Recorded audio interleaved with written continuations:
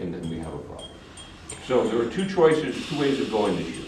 One was a moratorium, say you can't do that in California, even though they're already doing it, unfortunately. Or we can regulate it in a way to make sure that what they've seen back east doesn't happen here. Well, the governor said he's not going to sign a moratorium bill. He would not do that.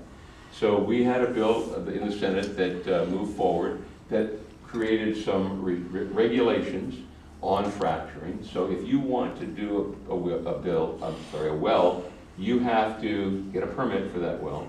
You have to do ground monitoring around the well on a regular basis, and you have to now disclose what those proprietary chemicals are that you're putting down into the ground, so that we can identify them and know if they are leaching out in any system or any way that they are.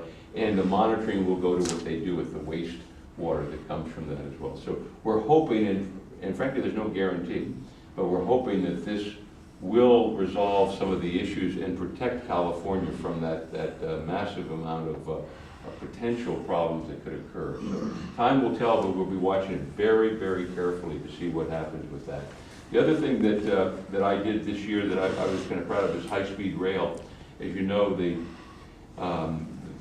high-speed rail was voted on a few years ago by the public. There's not a lot of popularity for high-speed rail, not a lot of support for it left in the state.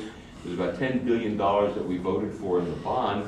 And actually it was 2 years ago, there was a vote. And I voted, and I defended that vote here when we were having our debates last year. And I will continue to defend that vote. Now that's the first vote, because what we did at that time is we had $3.3 billion of federal money, and we were able to spend $2.6 billion of the bond money. But what was important about that for me and for us is that that money will give us $600 million to electrify Caltrain.